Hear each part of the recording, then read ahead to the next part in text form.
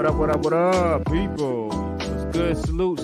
Yes, sir. Yo, what's good, everybody? Salute to the tribe. We're hip hop and comics and hip hop. We're a niche channel.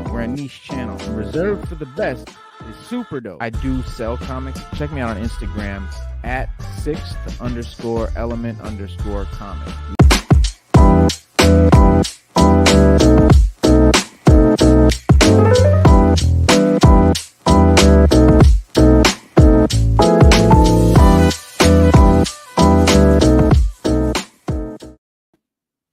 Well, hello there, everybody. 6th Element of Hip Hop. This is Wars Wednesdays, where we talk about Star Wars and upcoming Disney Plus shows and review, shows and things like that, man. So we get it in. This is my co-host right here, Stu Dog. What's up, Stu Dog?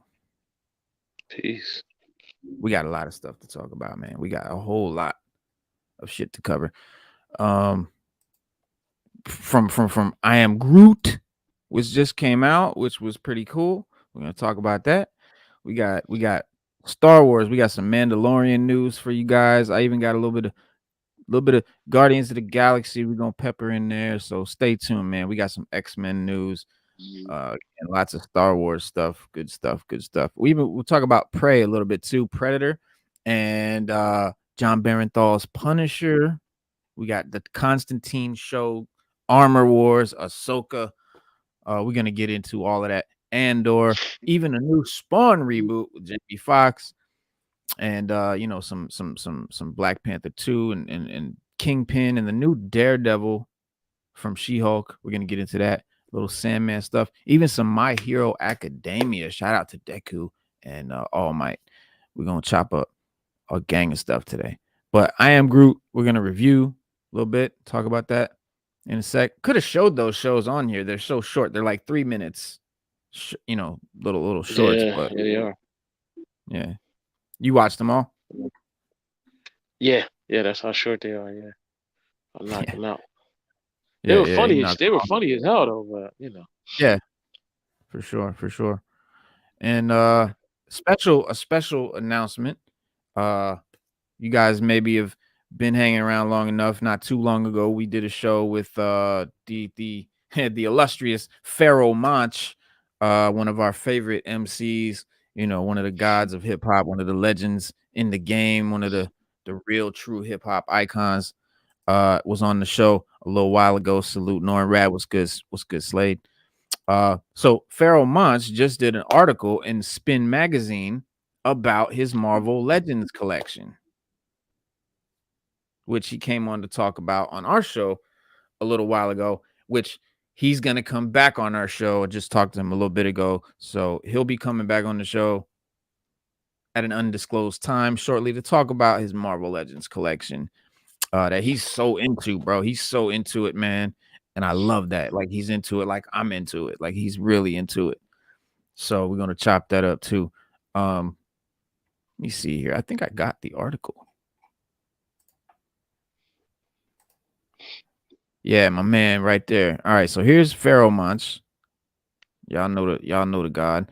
And then some of his Marvel Legends in the background. He's got a few of his Black Panthers out there on deck.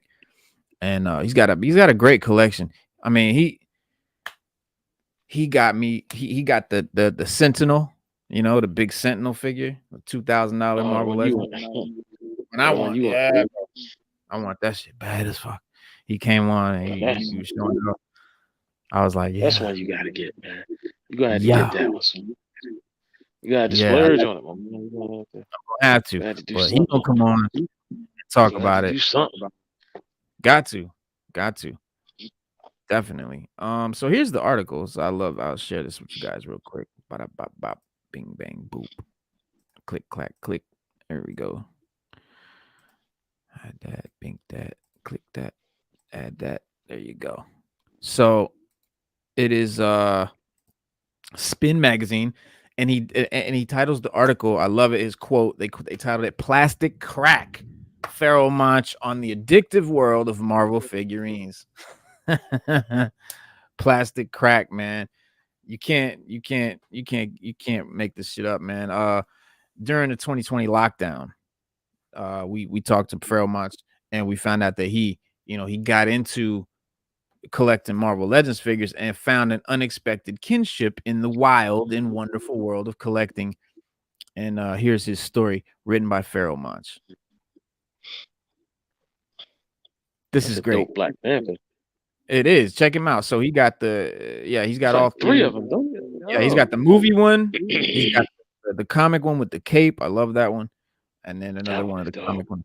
Yeah, and then you can see in the background he's got some Hulks down there in the bottom. In the middle, he's got like Spidey He got villain, Electro. Carnage. Yeah, Electro right. He got a nice little collection right there, right? Oh man, this ain't even all. I mean, this is just what he's got right behind him. He's got a lot more than this, bro. You see up there, he's got the Fantastic Four. Oh, look, he's even got the new. He's got the new Namor right up there next to that spear right there. Yeah, that's the Namor. You got Sue Storm. That's Dr. fantastic. Doom. The whole Fantastic Four with They High got Venom. Evolutionary. Look at that. Look at that. Yeah, but That Electro, man. yeah, I know. I couple love that Hulks. Electro. Yeah, he's got the Hulks. You got the Gray Hulk. You got a lot of joints. He got Red Skull. I know he got a bunch of joints. But this is a great article. He says, deep within the shadowy regions of the underworld of collectors is commonly referred to as plastic crack.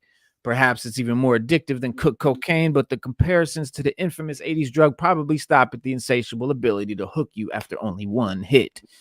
I mean, I don't think cats are stripping aluminum siding off houses to cop, but the anxiety and withdrawals are 100% a reality. I officially became an addict of collecting figures during the pandemic lockdowns of New York City. Zooms became a part of everyday life. Like a lot of us, I needed to find a small nook somewhere to front, and I hated it. I decided to order a cheap ring light and shovel out an area in the house to display some memorabilia and some of my old Monchichi collectibles. Yes, I collected those, hence the name Pharaoh Monch. If you ever wondered what the Monch was, the Monchichis. So I hung up about 200 tour laminates, a few select choice Monchichis, and an old 3-inch Marvel Thing Marvel Thing behind me at the bar location in my basement. I positioned it, my cheap ring light right for maximum model handsomeness, and I was lights, camera, and ready for action. As I paint this picture of me setting up this space and shoot interviews, I'd be remiss if I didn't describe the insurmountable levels of clutter that surrounded me. It was unequivocally a microcosm of my life. You see, the thing is, we humans tend to have extremely short memories. But if you dig back just a little, you will recall this was a tumultuous time across the country. For days, corpses laid outside of historic Queens hospitals in refrigerated trucks. The Navy sent an airplane carrier to station at the South Street Seaport, and the Javits Center was turned into a makeshift military-style hospital. At this critical moment in time, we're simultaneously receiving advanced American technological and medical advice from that range from sanitizing all of our deliveries to perhaps partaking in delicious, savory Clorox cocktail. I was completely scared out of my wits, and while I admit to experimenting with any and every organic remedy to try to boost the immune system of this extremely chronic asthmatic, I never once tried a sex on the bleach. And thank God for that. That's a picture right there. Pharaoh Monch performing at the during the Beat Horizons at London's O2 Academy in Brixton, January in 2020. So late night, I would take the car out on the highway just to experience something that I've always imagined but never thought I would see in my lifetime in New York City. The roads were completely empty because of the lockdowns. It reminded me of the movie I Am Legend. I also had a Mustang. The similarities to the film were creepy as fuck. With a full moon overhead, no cars to be seen for miles, I would open her up. I needed to clear my head some nights, and this was the perfect release. I believe it was an interview with Destroy Jack of All Trades, funniest guy on earth, fellow artist and longtime friend on his IG show, Show Off Your Gems. Y'all know we got a show called Show Off Your Gems too. When I noticed a comment scrolling down the feed that mentioned my 3-inch Thing figure that was posted behind me. This quickly prompted an engaging conversation about Marvel and comic collecting. It also introduced me to who I now cite as the person who got me addicted to plastic crack. Ladies and gentlemen, meet Count Wade Merrick, aka at Unparalleled Universe. So Count Wade Merrick, Unparalleled Universe, he says, "Hey, I see you got the miniature Thing behind you on the shelf. Are you into Marvel? Who's your favorite character?" Translation: Hey, bro, you smoke weed? Have you ever tried cocaine? I got a friend who has an extra Marvel Legends retro thing. He said he'd like to send you if you'd like. And this is funny because this is exactly how I met Pharoah Monch.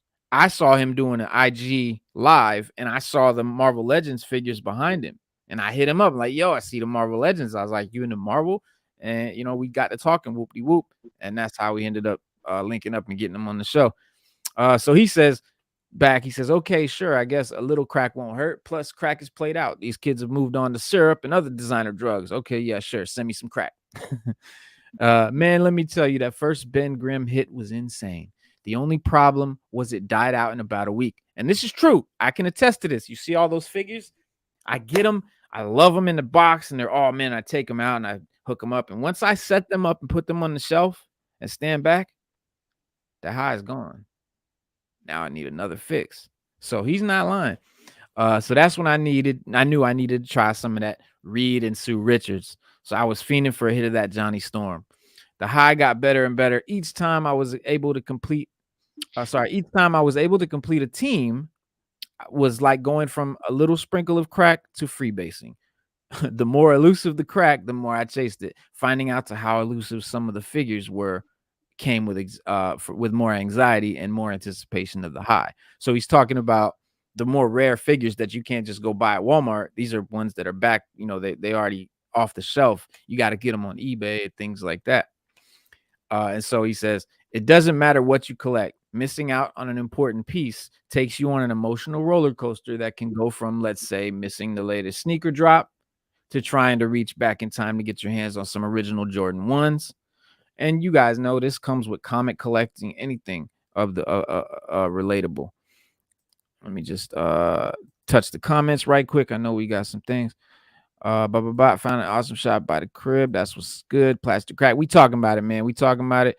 Collection is dope. Yes, yes. Never tried that sex on the bleach. No. The article brought back some memories. Pandemic was time for all it was, man. All right, so back to the article for those who haven't read it. The equivalent for me in the figure world would be trying to get my hands on the elusive San Diego Comic-Con release of X-Force Archangel. This is a beautiful figure, y'all, and we're about to see it. So it was released in 2012 with an insanely amazing paint job of his black and silver costume. His personality had become way more hardcore, and they developed him in the earlier writings. I had already collected the rest of the members of that team and only needed Archangel to finish the squad. Problem was, it dropped so long ago in a 3-pack that included Wolverine and Psylocke. At this point, you were only finding this piece used or on the secondary market, and those prices were just too insane. I couldn't pull the trigger. And I feel you, dog. But look how beautiful that is. Boom. And I love this. I love this figure, dude. The wings are huge. The paint job's phenomenal. But yeah, so along with my joy of my newly found collection came the remembrance of these amazing stories, which I used to draw inspiration from to write. I found myself escaping the perils of the pandemic and truly centering myself when I created my own scenarios and scenes. And this really helped me to open up the writing process for a magnificent day for an exorcism tremendously. So y'all know, and that's Kill, signed by Pharoah Monch up there. You, I don't know if you can see it right there, but that's his comic book. And his album for his band 13 is A Magnificent Day for an Exorcism. Is phenomenal. And this actually helped him to break that down. He said the realization there that there was an entire community of collectors who were also going through that same shit. That sense of kinship was invigorating. I mean, who the hell knew there were married couples hunting for figures and collaborating on photo shoots? Cats were also hitting me in DMs telling me that they were hiding purchases from their wives. How fucking funny is that? I felt understood. I felt it comforting to know I wasn't crazy. Well, yeah, nah, this shit is pretty insane. Holy shit, community. I'm becoming a part of a newly found community. And if so, they should understand my crack habit, right? I figured I'd reach out to some of the more seasoned collectors about this impossible to get Archangel. Maybe I could get in with a trade, perhaps someone who had two. Without hesitation, just like an ashy crackhead walking briskly in the rain, scratching my neck with my eyes bugged out, looking for that next hit, I posted that I was on the hunt for the figure. Can somebody help me, please? The community understood me all too well. I'm sure you imagine my convulsing and dry mouth, eyes darting from side to side, paranoid. Mad people hit me back. Yo, I got you. I'm gonna reach out to my people. Hey, Pharaoh, I got a guy. Wow, that's a really hard figure to get. Let me send you some links. For me, the comfort of knowing that there's people out there just like you makes knowing you have an addiction easier to swallow. So I was chilling at my home one day watching New York Giants win, bleeding. That's my attempt at creating onomatopoeia for direct message notification. I made actual prayer hands before I checked it, and lo and behold, someone had located the figure. It was the life-saving, the figure report at the figure report. That name, how ironic. Peace, Pharaoh. I got a lead on the Archangel, but it's in Florida. I'm pretty sure you can get it to you, but it'll take some time. No problem, bro. I'm patient. I messaged back. We released the band's album, A Magnificent Day for an Exorcism, to amazing reviews from a myriad of publications. We had appearances on Tiny Desk and Body, the first live show in Brooklyn. And it is a dope album, y'all. We reviewed and talked about it. Now, this right here. So this is his collection of Wolverines, but these are mezcos, and these you see they have like real cloth like outfits, like, you know what I'm saying, real cloth suits and all of that. So these are dope. I have a big collection of Wolverine Marvel Legends, like every Marvel Legend, every Wolverine that they did. But these are special, man. I love that samurai one. Yeah, that samurai dope. Hell yeah, bro. Yeah, that samurai is dope. So I found myself with a pretty impressive collection at this time, but man, I could write a book on what it took to release an album with visuals during the midst of a pandemic in winter. Right there by my side the entire time was a very good friend of mine, Apathy. You know him, lyricist, producer extraordinaire, but most of all, to me, one of my go-to hip-hop therapists. I was on a call with App when he asked if I could show a good friend of mine, his friend of his, my collection. App would call me pissed off at times because his kids really loved the song Scarecrow off the album, and they would ask him to play it on repeat in the car. That image would just tickle me to death. I jumped out of bed and went downstairs to the collection. I called him on FaceTime. We bonded over the figures, but more importantly, we emotionally bonded over the fact that my mother had just entered a rehab center for the elderly, and he went through a similar situation with his father. His friend was digging my collection, but wasn't blown away because he also has a pretty extensive one. I mentioned that the only thing left I really wanted was that Archangel. App's boy was like, yeah, I got that joint. 48 hours later, I received a call from App. Yo, what's your address? I got some new vinyl, some A-top stickers, etc. I want to send you some shit, but you're going to have to sign for it. Okay, dope, I said, and looked at the phone with the side eye. 5 days later, I received an entire San Diego Comic-Con X-Force 3-pack in the mail. That's what I'm talking about. What in the entire fuck are you kidding me? I immediately called my assistant and started working on a thank you package to send to Apathy. 24 hours after that, I get a DM from the figure report. Peace, Pharaoh. I got back from Florida, picked up that Archangel for you. I repeat, what the entire fuck are you kidding me? I have no words for the elation. We planned to meet up in Brooklyn to make the exchange. It literally felt like I was buying a brick of cocaine. I was so happy. I kept looking around for cops like we were doing some illegal shit. We kicked it a bit, but I just premiered the new Moon Knight release. He told me he was coming back out to check the show in the Knitting Factory, and I told him that the band's tour was postponed for various reasons, business and personal. So he succeeds. The music industry tends to throw the word legend around a little too frequently for me, but I understand because I have my own personal reasons for deeming someone or some event legendary. The last 2 years on this collector mission has induced loads of untold emotions that I eventually put into songs. The story of obtaining this particular Hasbro Marvel Legend has been incredible, and it introduced me to yet another amazing culture. I've also learned during these tumultuous times to embrace my greatness and bet on myself in times of deep despair because I too am legend. That's dope. And we call him a legend. Well, he is. Yeah. We call him a legend. He is a legend to us. He is a legend to us. Yeah, that Archangel is dope. And he said it came with a Wolverine. It came Wolverine and yeah, Wolverine, Psylocke. Yeah, it was a 3-pack: Wolverine, Psylocke, and the Archangel. I had to hide some goodies for my wife. Yeah, I mean, dog, like everything he hits on in that article. you know it well. If you collect shit, you know it well, especially if you collect action figures, Marvel Legends. But yeah, he broke that shit down, man. I just had to share that with y'all, and like I said, he will be on the show again with his joints, and we're gonna get to see that Sentinel and really get into it because I really want to chop it up and talk with somebody who's new to this. You know what I'm saying? Pretty much like I am. I mean, I'm pretty new to this. Like I started it just like him. Technically, I started like a year before the pandemic, but when the Mm. pandemic came, it elevated my shit. You know what I'm saying? Like it really put some fuel into my collection. So it really exploded at that time. But yeah, I started collecting like late 2018, early 2019. And then yeah, like a year later the pandemic came and this shit just went crazy. It did for everybody. Yeah. Yeah. Yeah, I got my collection up. A little something.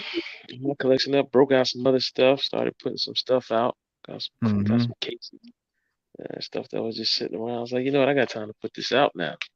So Yeah. and a lot of people did work to their houses too. Upgraded their man caves, Oh yeah. their computer areas. A Mhm. lot of people keep their pop like you got your pops, but a lot of All this people was keep their done pops. during the pandemic. Yeah, this is all Yeah, pandemic. This whole room is yeah. pandemic. A lot of people keep their pops. I found out they keep them by their computer desk. Mhm. I was like, a lot of times when I see them, they'll have shelves above their computer station, and they'll have just like mad pops.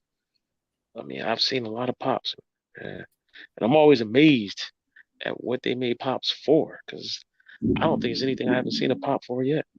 Yeah, no. Yeah. It is amazing. That's what I like doing is seeing the crazy shit they come up with, to make pops out of.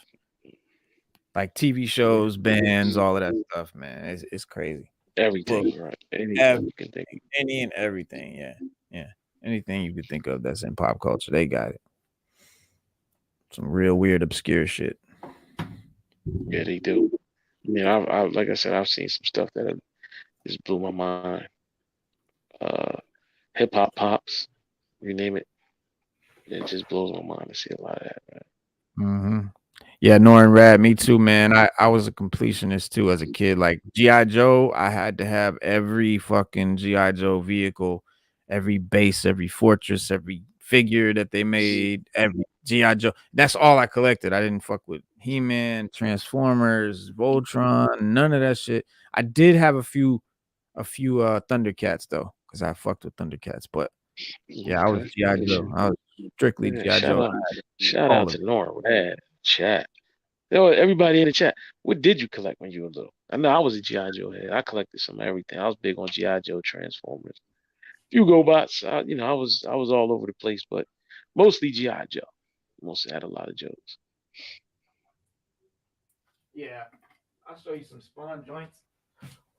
There's some spawn joints right here, Norin. That's a spawn. That's a McFarlane figure right there. What spawn is that? That's dope. Man, that shit is crazy. This is like Chinese spawn,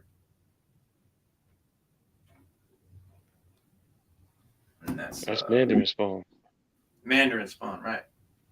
And then you got Gunslinger. I love Gunslinger spawn.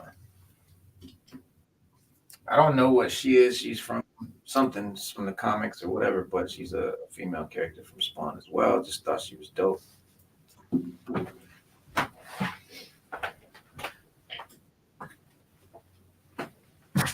These are my other McFarlanes right here. You got Spawn in the red. Now this is Spawn from Mortal Kombat. Mortal Kombat, 11, I think. 10 or 11. And then this is the yellow version. And then this cat here.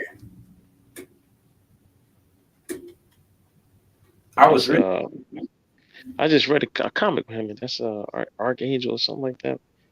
Yeah, the Dark Angel. Dark Um, Angel. Dark Angel. There's a blue and gold version too. But what blew me away was the wings fucking move like they move all around and shit. Mad Wow. articulation But yeah, it gets addicting, But it's it's not crack. You know what I mean? It's not drugs. It's a healthy addiction. Something you can be addicted to that you know you'll actually have something left over when you spend your money. And yeah, you gonna blow some money on it, but at least you'll have something to show for it. Yeah. So I am Groot. All right, we seen it. Uh, pretty short shows, little episodes. What's great Very about short. very short? I mean, they're literally like 3-4 minutes, but I love it right now. It really just is nice. It's inconsequential, right? You don't need to watch it. It doesn't have anything to do. It's not gonna. It's not required. Viewing for any shows or movies is just fun. The big streaming series from Marvel and Star Wars take all the headlines, but since its debut, Disney Plus has slowly become a service stuffed with animated shorts, and they vary in quality. Like we love the Star Wars Visions, is great. But some are, shapeless sort of examples of brand synergy, like when Loki or Billie Eilish hang out with the Simpsons or a few, for whatever. But if you dig a little deeper, there's some great stuff, including some classic style Mickey Mouse shorts. I love those, the Donald Duck stuff from back in the day. Refreshing take on Star Wars. You got, like we said, what's that? Visions is phenomenal. It's like anime shorts. Surprisingly nice series about Baymax from Big Hero 6. Yeah, I Was watched those. Yeah. Yeah, I watched those. They're pretty dope too. Mm-hmm. But Groot was dope, man. I mean, a lot of people were worried. They were like, "Look, you know, um, with just being able to speak 3 words, Yeah. how entertaining can it be?" But it was very entertaining. Well, if they, yeah, if they tried to make 30-minute or 45-minute episodes, I could see them getting running out of shit to do. But even that, I think you could do it because I mean, you can make a whole movie with Pixar, with CGI rather, with no talking, and it's just fine. So, but the series I think seemed inevitable in retrospect. Ever since Groot was turned into a baby, he's been the minion style comic relief of the Marvel universe.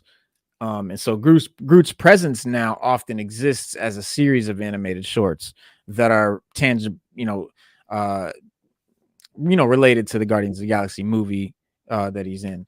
But why not turn these into standalone shorts? So here we go. I am No, Groot. they have to, man. It's Is extremely it brief, but Disney? Disney's kind of dropping the ball on Baby Groot because at his popularity, I mean, he's still popular, but at his height, they should have dropped these then. yeah. You know, but now you come. But this is a good way to bring it back. It's a good resurgence. It Oh works well yeah, here. yeah, Yeah. yeah. Because But I like it. I thought it was funny as hell. yeah. Liked it, man. I enjoyed myself watching it. Mm-hmm. It was so like I said, they're short. But that's good. I think the gimmick doesn't last. It doesn't overstay its welcome, right? No, not at There's all.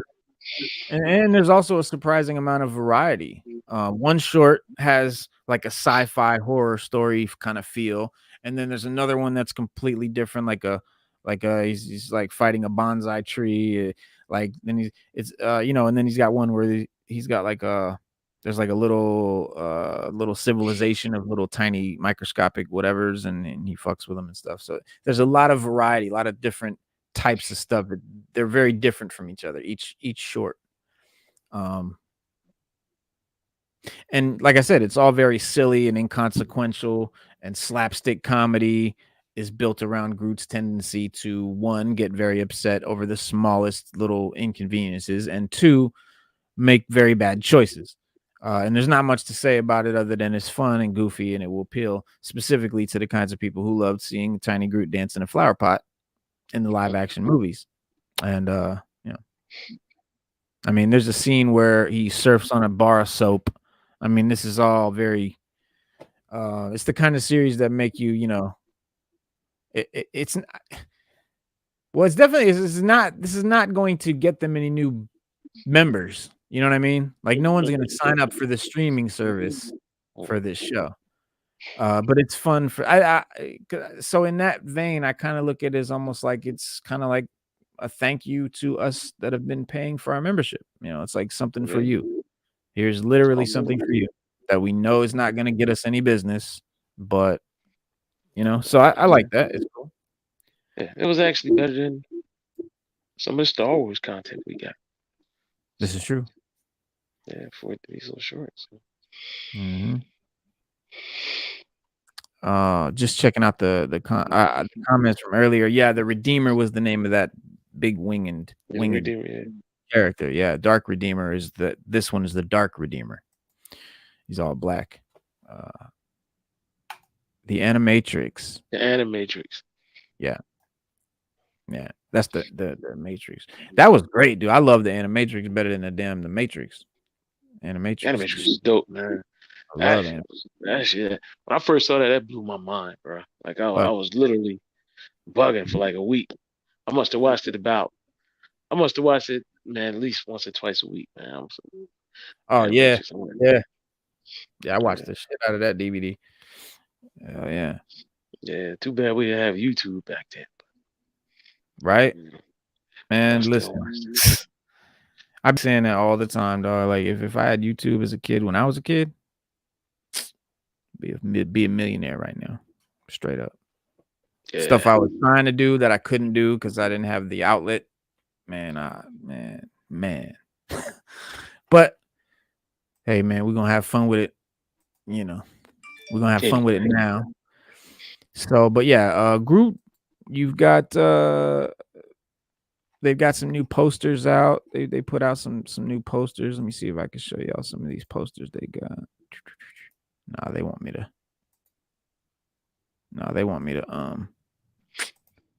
They're gonna make me do something I don't want to do. So instead, I will just share the screen with you.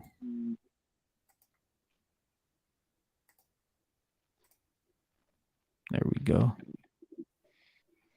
So yeah, that's some of the. This is I guess there's 5 new posters that they put out. This is one with the Groot's first steps. I guess they put out a poster for each episode because each episode is its own thing. This is Groot chilling in his little hot tub. That was super funny. Yeah. Groot's pursuit doesn't really give anything to say about the short, but does put a spotlight on his shadow. Yeah. Okay. And then the show's 4th episode, Groot makes contact with a miniature civilization. Yeah, that's the little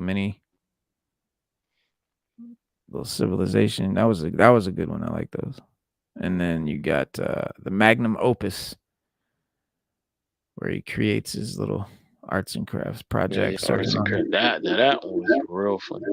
That Rocket was the best. came in there, yeah. Yeah, and Rocket.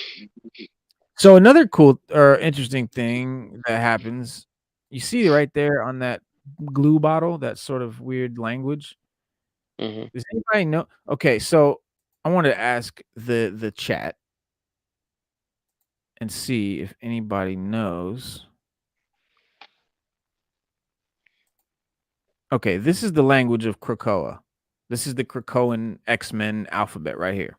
So in the back of every comic book and throughout the comic, there'll be these coded messages in the X-Men comics and all the mutant comics. And you can go to this little cipher here and, match up the letters with the symbols and find out what the message says. In Groot, he's got this watch and this familiar sort of language alphabet is on the watch there, and it was also in that poster we just looked at. And I saw it, and I'm like, yo, that's the Krakoan language. So I ran and grabbed the Krakoan alphabet. Slade, he don't speak alien. That's too bad. But yeah, so I was like, man, that's got to be it. Like, look at that. That's so familiar. I mean, it's so so similar, but it's not. So I tried to link up. I tried to decipher it, and none of those letters actually exist on the alphabet. So, but it is a Marvel thing. So I don't know. This is obviously some Guardians of the Galaxy thing that I probably forgot.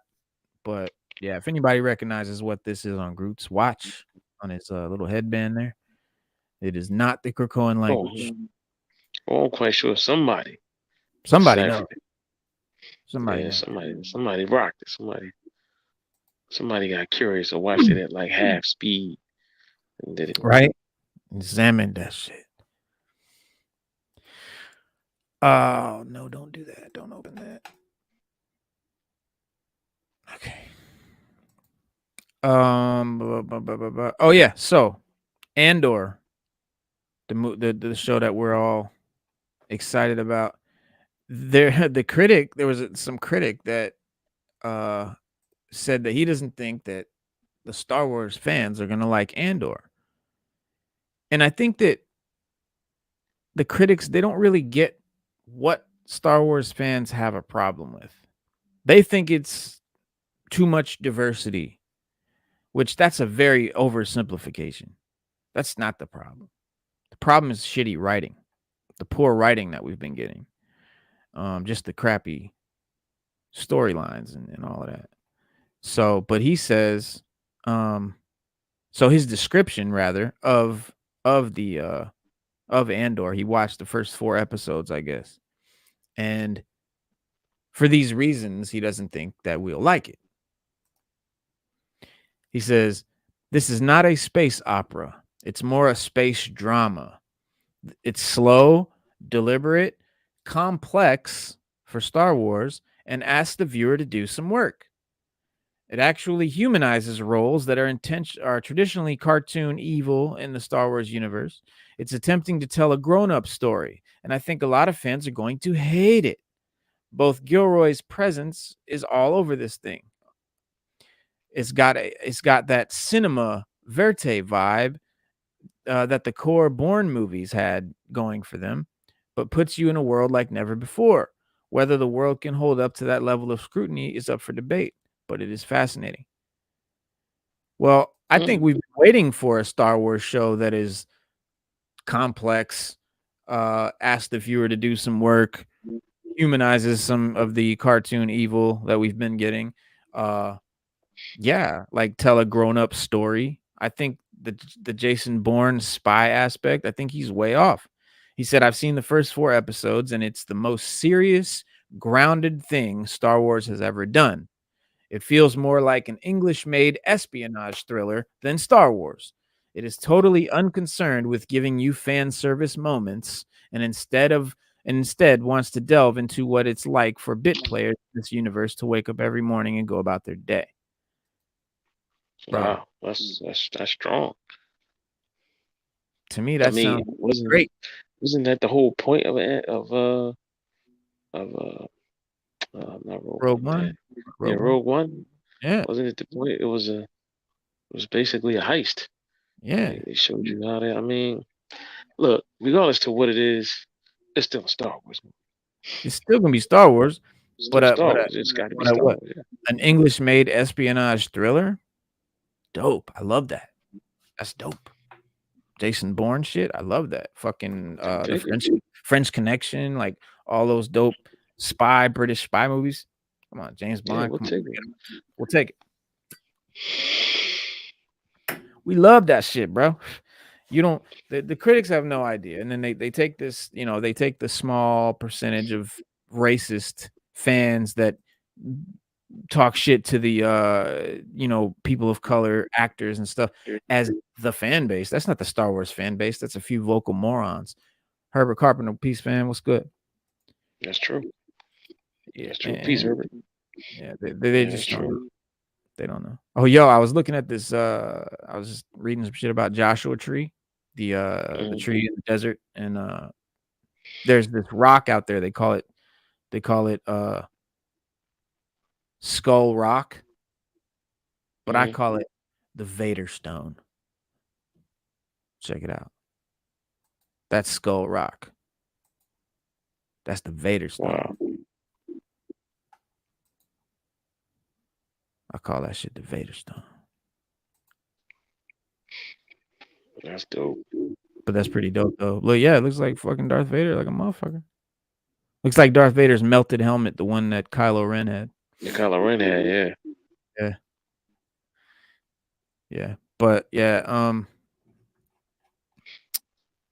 Mandalorian, the Mandalorian, what do you call it? Mandalorian season 3, first teaser was officially released at Celebration, except it was exclusively shown to attendees of that specific panel and was not yet released to the public.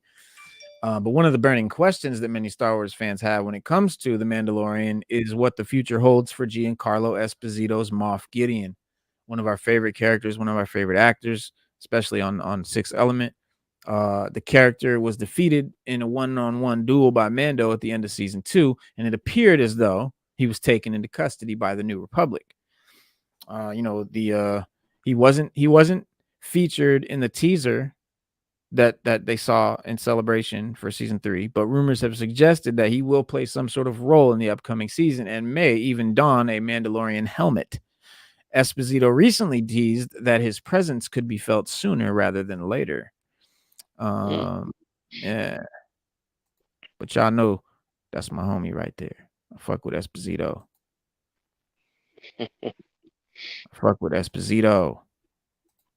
But yeah, Bugging out. So what he said, they're saying it's scroll writing on Groot's watch. Okay, that's right. But I think you're right. It does look closer to Krakoan. Makes sense because Groot is concocted nature. You know what though? It really makes sense that it's Krakoan because, like you said, it's Groot, and Krakoa is a mutant that is an island that is vegetation and trees. So that's what immediately came to mind when I thought that. But there is scroll writing. There is a scroll language, I mean, and I'm guessing because of the upcoming scroll stuff. So let's try to decode that with the scroll alphabet. But yeah, so Mandalorian season 3. So when asked about the chances of Moff Gideon appearing again in in Mandalorian, he says chances are high.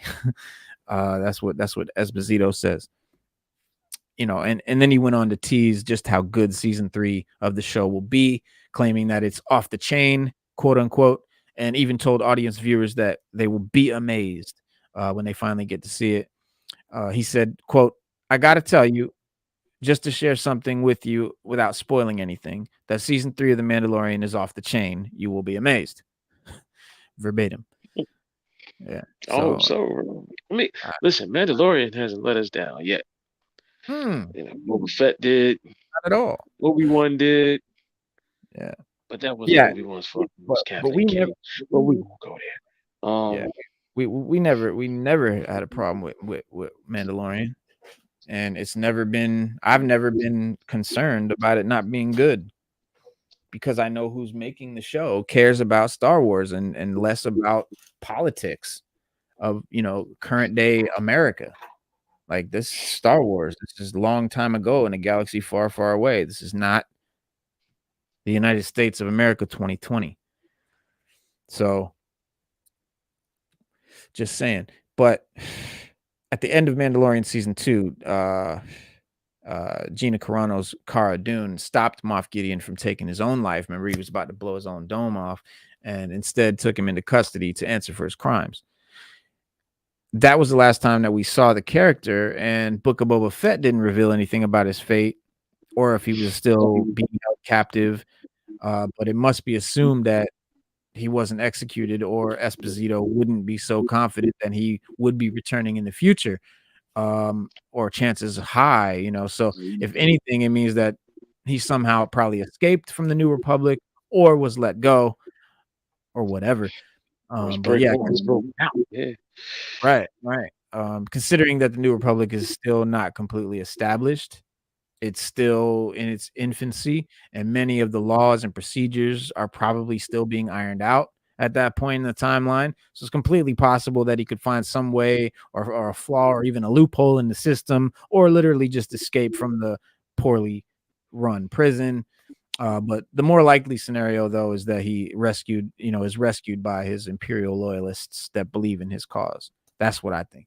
but it has been confirmed that his role within the Empire has something to do with cloning due to how closely he worked with Dr. Pershing and his big interest in Grogu. And there's still theories floating around that he was in direct communication with Emperor Palpatine and was even a main component of his contingency plan if he was somehow killed.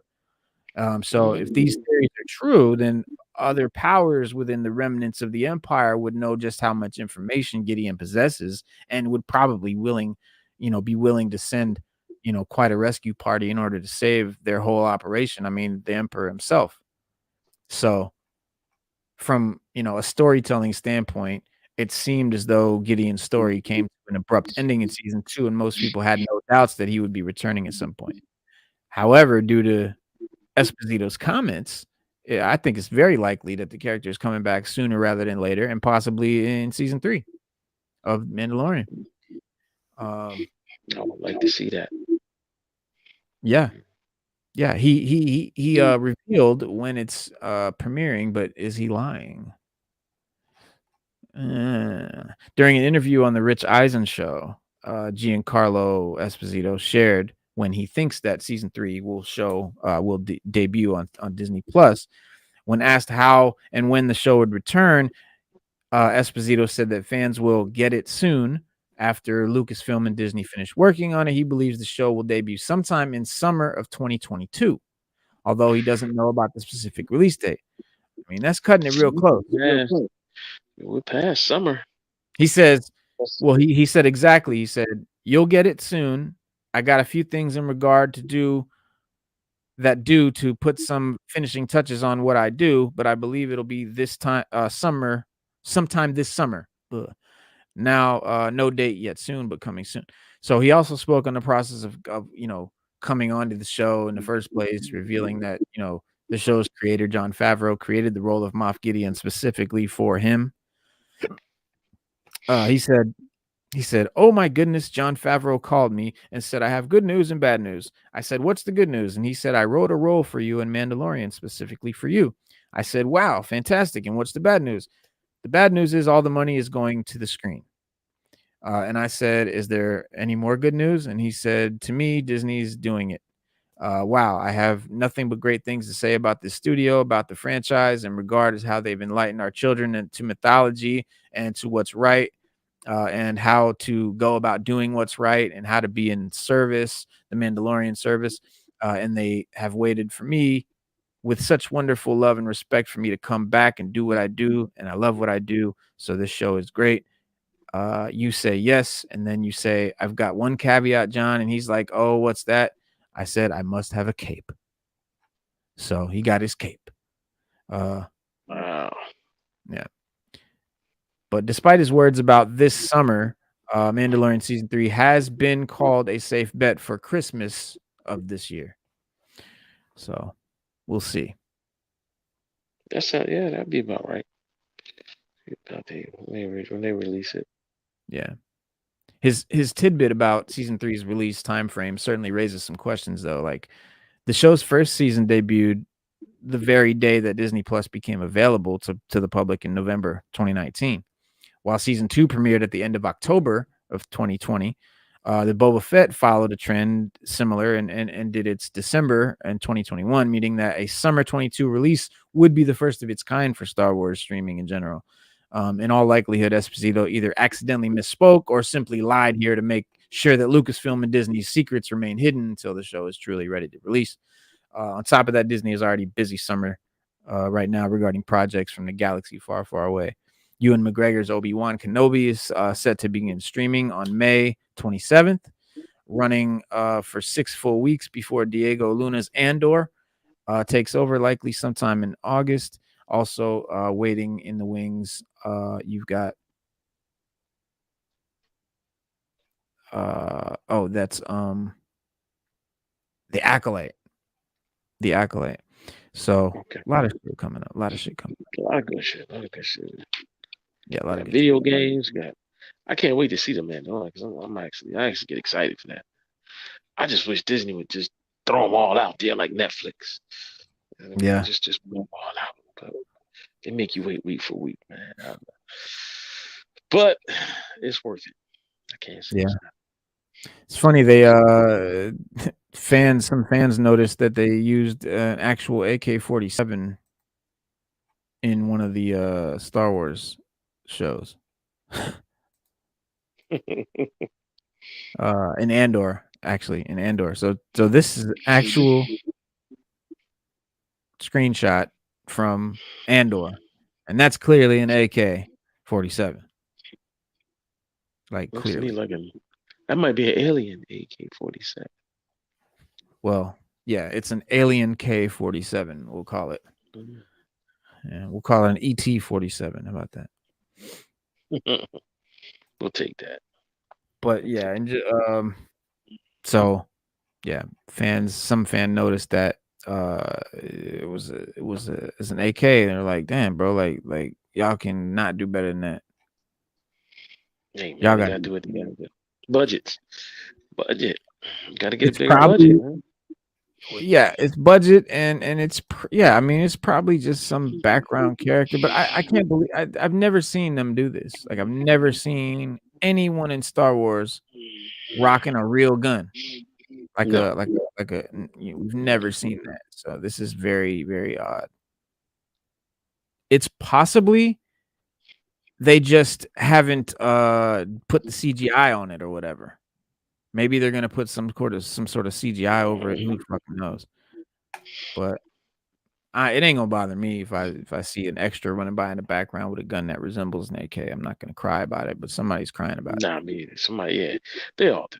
But I'm not. They're I'm crying with about you on that. I'm with you on Yeah, that one. like one Twitter says, "The Andor trailer looks good, but I have one quibble. They aren't even trying to make blasters look unique anymore. This literally looks like an AK-47 with a few minor changes. It's a dumb complaint, I know, but I still kind of it is a dumb complaint, and it's not they aren't trying to make blasters look unique. I'm sure there's lots of very unique blasters in the show. This is just one instance of probably some background extra that picked up a prop, but yeah.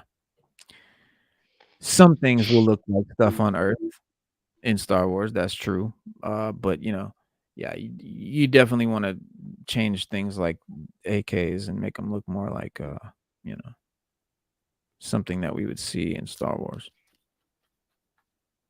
We can do better than that, y'all.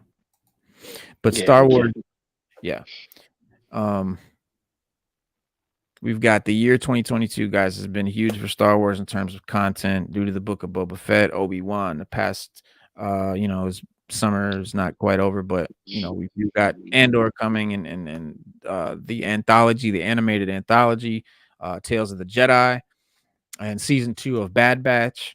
But still, despite this bounty of new content, fans still have questions about 2023's upcoming Disney Plus slate, especially since no Star Wars films are on the immediate horizon. But 2022 isn't just a big year for new shows and premieres, it's also a massive year for announcements. And now, on the heels of May's Star Wars Celebration and July's San Diego Comic-Con, Lucasfilm just revealed when fans can expect to see the next round of reveals ahead of Disney's D3 Expo in September. Um, Earlier today, the official Star Wars Twitter account posted a new promo for Disney Plus Day on September 8th, suggesting that fans can expect Star Wars related announcements during this now annual event. In the tweet, Star Wars teased epic events, premieres, surprises, and so much more. One more month until Disney Plus Day. Prepare for a day filled with epic events, premieres, surprises, and much more. So the Mm, first ever Disney Plus Day was held last year on November 12th to commemorate the streamer's second anniversary. Despite how heavily Disney's promoted the event, it was largely met with disappointment given to the lack of significant news and footage. For 2022, Disney Plus Day has been moved to September 8th, which happens to be the day before the start of the D23 Expo. So I don't know if Star Wars is going to own 2022 Disney Plus Day or what, but we'll see. I Unfortunately, think bundling. I think they're doing it just to move it back. So I think they got some stuff coming out before the end of the year that they want to brag about and Yeah, get everybody hyped about. So yeah. Well, September 8th, y'all, we'll be we'll have some new details. September 8th is a Thursday, so hmm, Mm, maybe we'll I talk about it on our Saturday show talk or about it whatever. Saturday. We'll go ahead Yeah, and talk about it Saturday. yeah, yeah. That's probably what we'll do. So yeah, check us out Saturday. So we've been talking about X-Men castings and shit. Like who's gonna play Wolverine is the big one and all of that. But Sadie Sink stuns as Jean Grey. You know who Sadie Sink? Really? Really? I mean, I think I think it's like, yeah, bro, this is who needs to play Jean Grey type shit. Like, yeah, I think it really hits. Um, so if you don't know who Sadie Sink is, she is the redhead from Stranger Things who play what's her name? No, Fuck. No, Carol. What is her name? The guy's girlfriend. Uh, it's on the tip of my tongue. Her name. Uh, I can't think of it. Yeah, she plays the redhead girl in Stranger Things. I don't know why it's not coming to my brain right now, but I'm sure you guys know in the chat who I'm talking about. But yeah, when the time comes for X-Men to begin making, their debuts in the MCU, it seems likely that Marvel will turn to some of the group's most iconic members. Of course, it's easy to jump right into someone like She's Wolverine, who's been a long time, one of the most she's popular got X. the boy. She's got a boy name. It's on the tip of my tongue. Yeah, Max. Max. Max. Max. Max. Yeah, Max. Yeah, Max. So Max from Stranger Things as Jean Grey.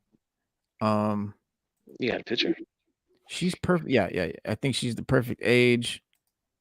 And I mean, yeah, Max, that's right. Yeah, I think she's perfect for Jean Grey. She'd make a great Phoenix too. Yeah, she would. Oh, she looks good. Yeah, you can pull it off.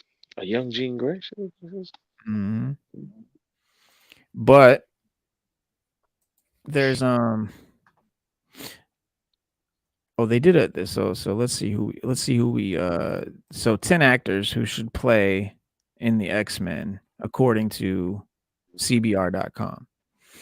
Um, they want to see Giancarlo Esposito, our boy, as Professor X. Professor X. Yeah, a lot of people see him as Yeah, Professor X. yeah. Here, let me share this with you guys so you can see the pictures, man.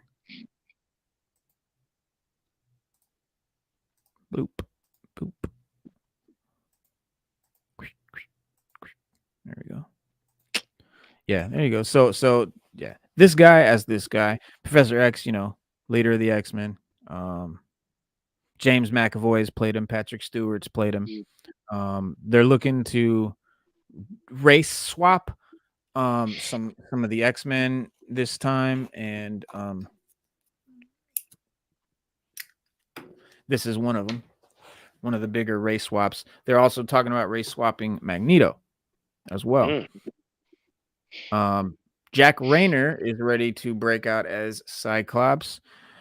Sure, why not? I don't have a big problem with this one. Because it's easy to cast Cyclops. Like, he's easy, bro. He's so easy to cast. All you gotta do is pick some, clean cut white boy, Boy Scout looking, square jawed, teen beat, whatever the fuck. So he's easy to cast. So I really don't care who they pick. But this is a decent, sure, why not? Good as any other. Coleman Domingo as Magneto. I don't have a problem with a black Magneto. It'd be weird, but not impossible. But this particular actor, though, I don't think so. I don't know Nah. why they just don't. Why just don't find somebody Jewish to play him? Because Magneto's Jewish. I just don't. I just don't get it. Well, because Jewish people are usually white, and God forbid, superheroes are white these days. That's bottom line. But yeah, so but this particular actor though, from you guys probably seen him in Walking Dead. I don't see it. I don't see it. So, but this is just, some fan casting or whatever, but or this particular website's casting, I guess. So this is their Jean Grey, or Phoenix. I don't agree with this one. Yeah, she looks just like the drawing here. Sure, but I know this actress from this other show they just did, Yellow Jackets, and Okay. I don't know, she's too Becky. You know what I mean? Like I don't see her as I don't know. I'd rather Sadie Sink play this character, but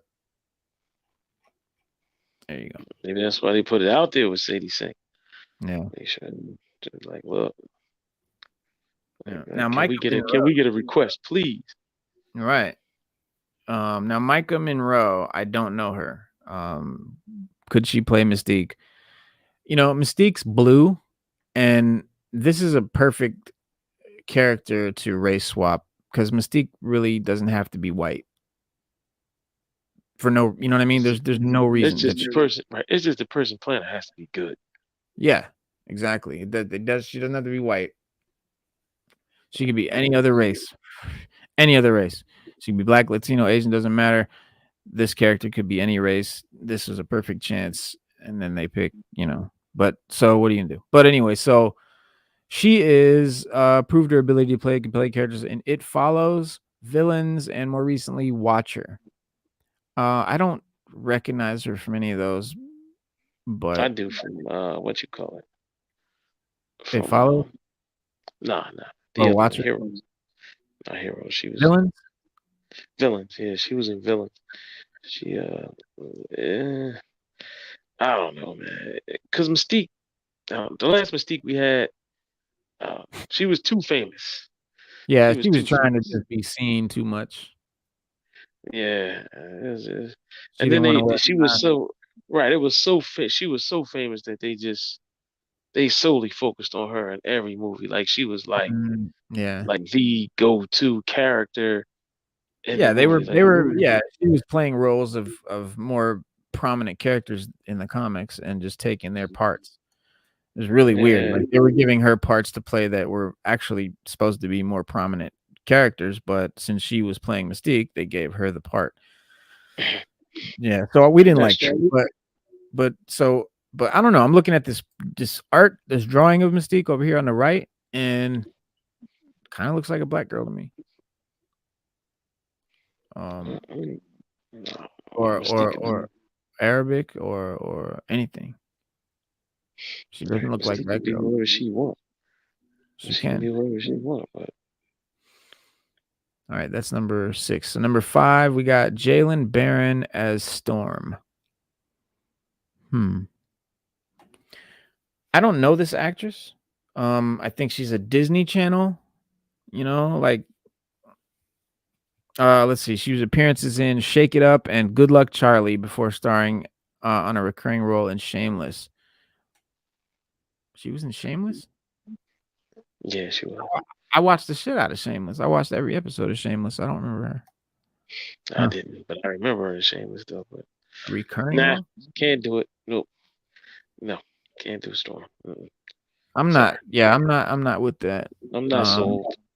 Sorry. She's I think Storm needs to be more serious, um, more I don't know, mature, more seasoned. Like Storm Yep. is a very seasoned, very mature queen.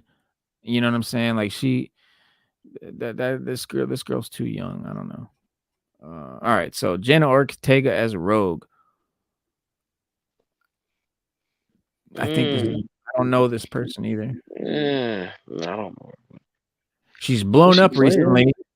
It says she's blown up recently in the entertainment industry, and her presence in a superhero project is inevitable. What? She's blown up in the entertainment industry. I In what? didn't. Oh, maybe the nude entertainment industry. Maybe she's a But TikTok star. I don't think she's been in anything. yeah, I can't. Yeah, I don't think. I don't know. I If can't anybody in the believe chat it. knows who Jenna Ortega is or what she's done, please let us know. We don't know who Yeah, I this couldn't tell you what she's been in. Wouldn't care and couldn't tell you.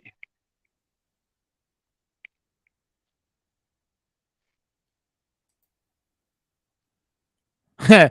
Teen Beat. Yeah, bro. Teen Beat. I mean, Teen Beat. Cooks, what's good, Cooks? Cooks, what's up? But yeah, I don't know. I don't know Jenna Ortega. Rogue is an important character. Rogue has been largely underplayed, underwritten, hasn't been done right at all. They haven't talked about. I mean, Rogue has to get her powers from Carol Danvers. So let's see that shit go down. Yeah, that would be great. I See that mean, go down. let's see that shit happen. So all right. So 3, Travis Fimmel can convey both sides of Beast. I rock with this idea. I can see that. I rock with this idea. That's doable. That's that's Ragnar from Vikings. He could definitely play Beast. He's a huge departure from Frasier. Was the guy played Frasier? Fucking no. All right, stop. We don't need Frasier over here. So yeah, he could definitely play a more of the Beast part of Beast. Oh, that's why they wrote convey both sides of Beast. All right, so Hank McCoy, also known as Beast, show audience that although his mutation has made him hairy, an animal like Beast, he's a genius. Intelligence remains. Whoever portrays Beast on the big screen must show animalistic fighting style and possess intelligence that rivals Bruce Banner or Tony Stark. Travis Fimmel can portray a strong warrior, just as he has in Vikings and in the Warcraft film. Fimmel is also no stranger to sci-fi roles, given his presence in Aaron Grzowski's Raised by Wolves, which is a really fucking weird, cool show. Travis Fimmel can bring light and intellect to Beast on screen. Yeah, I can see that. So I could rock with that one. 2, Madison Hugh can light a spark as Jubilee. Nah, nope, sorry. Nope. And nah. One strike. No. Okay. Never do it. Don't even waste your time even reading or even commenting. No, it's just a big no. Jubilee is young. She's a girl. When Wolverine finds her, she's probably the youngest X-Men But that's a young girl, at the right? time. Teen young enough. Time to move on. Let's go. One of the See, kids from Stranger Things. If you got one of the kids from Stranger Things when they were younger, I can go with that. But a grown yeah. woman trying to play a younger woman, a very I younger don't think woman, this is like a a grown woman. teenager. I think this is a young kid, Madison Hugh. Nah, I think she's like nope. 17. Sorry, she's at least 30. No, 30? sir. Yeah, she's at least 30. Yeah, let's God. move on. Gotta All right. move on. Gotta move. Hold on We need now. a teen. Listen, you want Jubilee? Give me a teenager, Yeah. and I'll accept that. Anything other than a teenager, grown woman trying to play Jubilee, nope, can't do it. Oh, this Won't girl was do born in 2022, so she is 20 years old exactly. it. Exactly. See, 20. If she was Yeah. 19, acceptable. Okay. Once you hit 20, no. All right. 19, So it's not that she's 13, Asian, it's that she's just too old. yeah, 13 and 19, I'll take it. I can believe. I mean, if you want to do an old Jubilee, We could do an you Asian can. Jubilee, that's fine. But there's other characters. If you want to do an Asian female, get Armor. Armor has only been used in the anime X-Men. There's a lot of good Asian female characters, not to mention Psylocke. Come on. That's true. That's true. Paper. Uh, Yeah. Matter of fact, the girls from listen,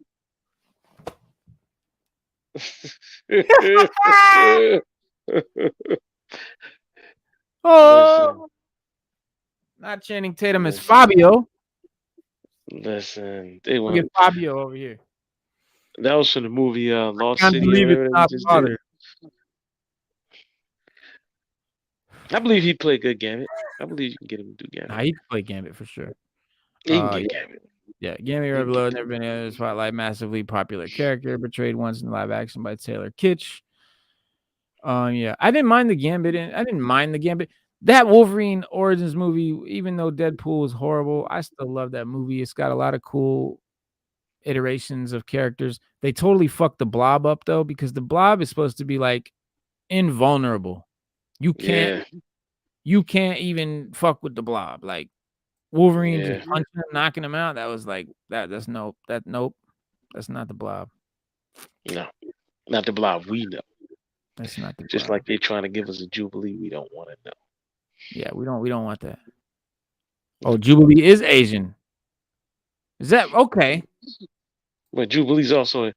Listen, we don't care about her being Asian. That's not our No, argument. no, no, not Argument at is all. the age. Argument is the age. Like we said, we'll take an age, but it's just the age, bro. Like her Shout age out is to just. Lazarus Einstein, my homeboy. That's OG Lee in the building. OG, I don't know how you're feeling, man, but if you check your email, you do have the link if you want to hop in. I don't know if you're feeling better. I know you were sick lately, but yeah. No, Jubilee, she could be Asian. She just has to be a kid. She has to be a really young kid. If she's the same age or a comparable age to the rest of the team, it just wouldn't play right. That's not how it should. That's not the dynamic. Right. Because remember, Wolverine found her. She was young, and he brought on. He found, she had powers. So it's just, I don't know. Jubilee's Asian American, not full Asian. Asian enough. That's fine. I mean, listen, there's a lot of Asian X-Men. There's a lot of Asian mutants that they could pick and to use. Jubilee could be Asian. Fine, that's no problem. But you've still got Armor. You've got Psylocke. Just that I can think of off the top of my head. I know there's more, especially in the new Krakoan X-Men. They're bringing a whole lot of mutants out of the woodwork that have only been mentioned before. So there's tons of characters that they could pick from.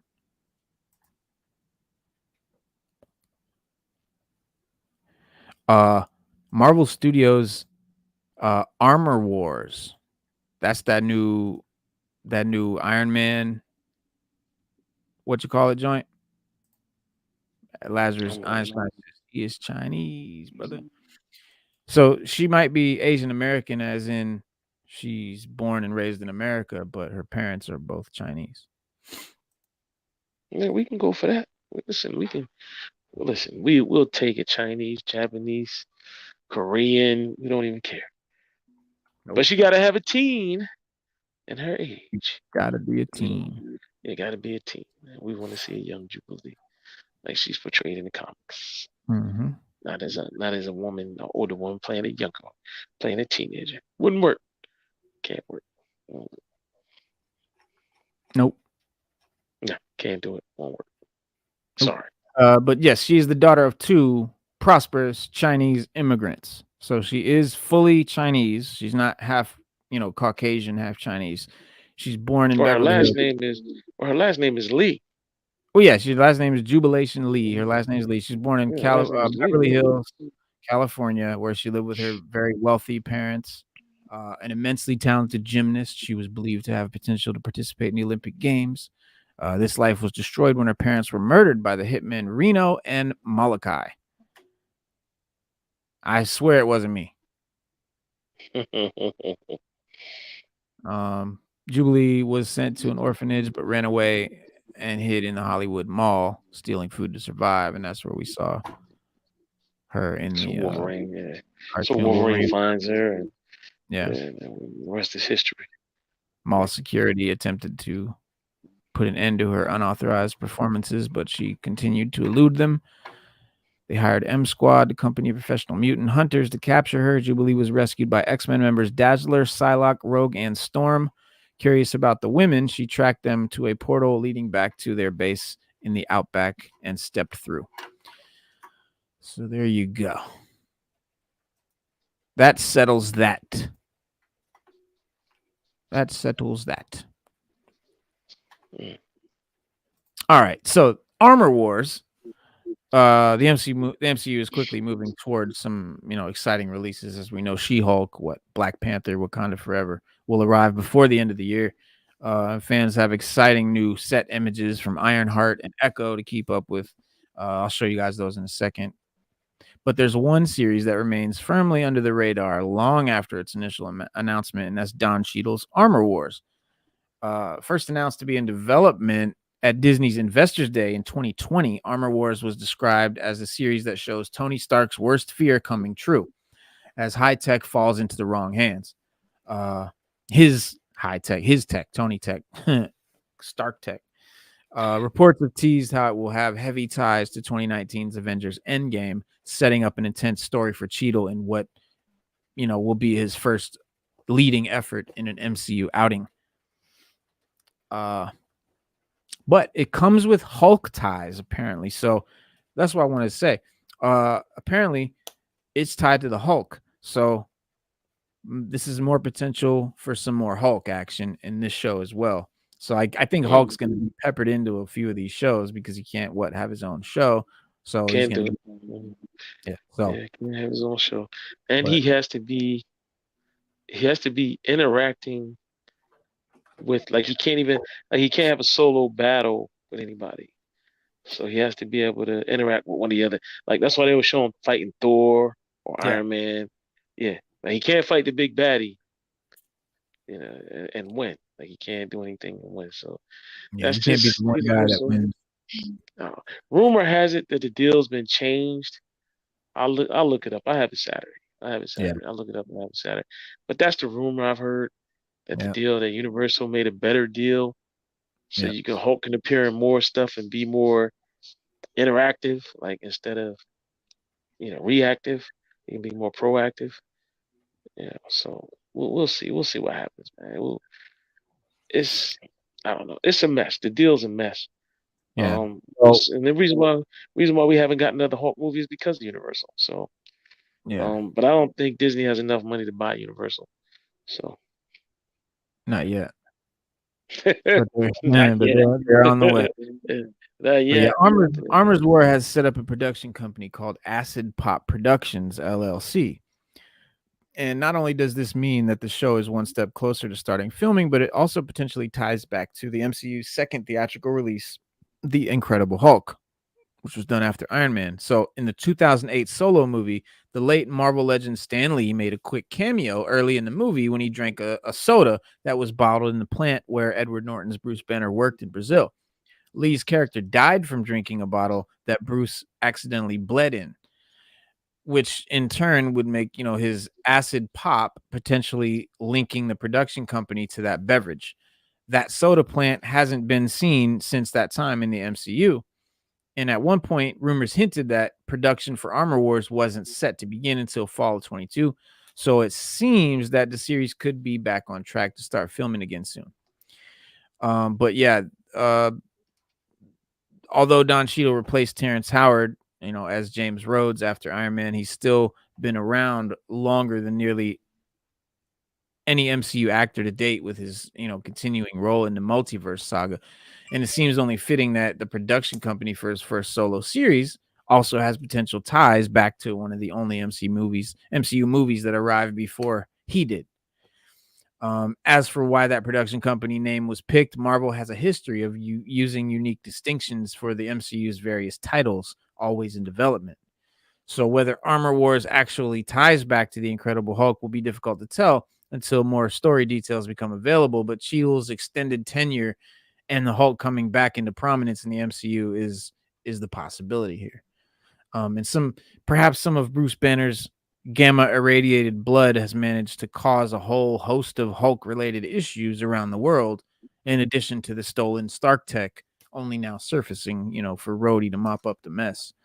But yeah, that soda plant in that movie, Acid Pop, and then they're using the same name. So we'll see. We'll see if that's an actual Hulk appearance or just an Easter egg or whatever. What would be dope would be if they would bring back John Barenthal as Punisher, and he gets his hands on the War Machine armor, just like in the comics, and Rhodey's got to mop up that mess. That would be dope. Yeah. But Hollywood isn't that smart. We'll see. I hate to say it. But Because if I Rosario was in Dawson, charge, if we was in charge, of course it would just be perfect. But Rosario Dawson confirms our John Barenthal Punisher scoop. We talked about, I think we touched on the other day, right? John Barenthal playing Hulk again in Disney Plus. Hulk's my favorite. I follow closely. Yeah, man. Same here, North. Big I Hulk think they'll fans in do the Iron family too. Punisher. Yeah, I think they'll do Iron Punisher eventually. Oh, I would love to see Iron Punisher, bro. That would be the greatest thing. Listen, Yeah. I'd lose my mind. But They did with Iron the Punisher. with the MCU headed for phase 6 and beyond, we're getting more and more word about, the different characters coming into the mix and some of what we've seen already before on the small screen. But the Netflix crew appears to be slowly, be making its way into these MCU stories, and it looks like there is going to be more on the way, confirming a giant freaking robot exclusive about this development. Rosario Dawson talked this past weekend about the prospect of a Punisher series coming to Marvel with her and John Barenthal getting back into their roles from Netflix group of characters, and it looks like it is happening, and we are definitely down. But she was Rosario Dawson was at the Chicago Comic and Entertainment Expo C2E2, where we recently had some shit popping off, but we'll talk about that later. But then with speaking about her Claire Temple character from Daredevil and other series in the Defenders universe on Netflix, a video shared on Twitter of the appearance has Dawson basically saying that she just found out the Punisher reboot series was happening and that she was excited about the project. She said during a QA panel at C2E2, I asked Rosario Dawson what it was like to work with Charlie Cox, and she let it slip that John Barenthal is returning as the Punisher in Disney Plus. So again, it's worth noting here that Rosario Dawson doesn't confirm that she is in the Punisher series, but just that it is apparently in the works and that she would presumably Mm. like to take part in it if possible. But she mentions that the Netflix series was the only one her Charlie Temple character didn't have a role in. She was first introduced in Daredevil with Charlie Cox and then went on to have parts in Luke Cage, Jessica Jones, Iron Fist, and the Defenders. So it would make sense that she would make her way back into the MCU, seeing how things are going, and she's rocking with Star Wars and Disney Plus and Ahsoka. And so John Barenthal's Punisher is, that one place she hasn't touched. So I think they'll probably just throw her in there. But yeah, so she's confirmed it. It's for real. That's good to hear. It is. It's good to know. It's good to hear. We love it. That is. But another thing that we got a little hint of, a little tease of, when Todd McFarlane did his, speech talking about big things coming for Spawn and hold on to your Spawn comics, everybody, and blah, blah, blah, blah, blah. So a reboot of Spawn has been on the cards, right, for what seems like an eternity. But Jamie Foxx has now offered a promising update on the project, because we heard that Jamie Foxx might play Spawn. So revealing details of the otherworldly superhero suit that he will don when he eventually makes the stage. So speaking with comicbook.com, Jamie Foxx, who has been signed on to play the title character of Spawn since 2013, apparently, described the epic nature of the costume as well as describing the comic book projects as special. He said, I've seen a lot of the concepts because Todd, what he does it. Hold on, this is because Todd, what he does it every single day. He's doodling. I think it means is okay. So because Todd, what he does is every single day he's doodling and he's fixing and he's doing some things to me that I think is going to be like way out when you see it. And how he crafts that cape and how that cape becomes almost like, I'll say this, as big as the screen that you're watching. Yeah, it's hard to read when people talk funny. But anyway, so yeah, the cape, remember the cape was like its own character. So in Spawn. So I hope to see the cape be well represented. Created by Todd McFarlane in the early 90s, Spawn brings us the assassin Albert Francis Simmons before being murdered and making a deal to become Hellspawn. And while he begins doing Hell's bidding, Spawn soon finds his new purpose in stopping evil, battling street gangs and organized crime and demons and devils and all that good stuff. Alongside revealing details of the costume and his grand cape, Jamie Foxx has also recently compared the idea behind Spawn of that to 2019's Oscar-winning DC outing Joker. This is Mm. very interesting. Right, so, like, how is a Spawn movie gonna be like Joker? That means he won't be Spawn. I mean, he's gonna be Albert Simmons most of the movie, and then the last 10 minutes he'll be Spawn, and they're Nah. gonna divulge into the character of Albert Simmons more than they divulge Hmm. when they're actually one and the same. But Hollywood's not that smart. They're just Well, not that smart. he says it's sort of like how when they did the Joker. The Joker, yes, is here, but the story about this man who was in fire is the same with that what we're doing with this. See, And told you. so we're just like just getting this right, cooking it right, but staying in contact, keeping the energy going. And when we lay it on you, there's going to be some moments where you go, "Oh man, you've been watching everybody shoot their shot, and now we're getting our ready to shoot ours." We just want another Spawn movie like we got back in the 90s. That's all Yeah, we ask.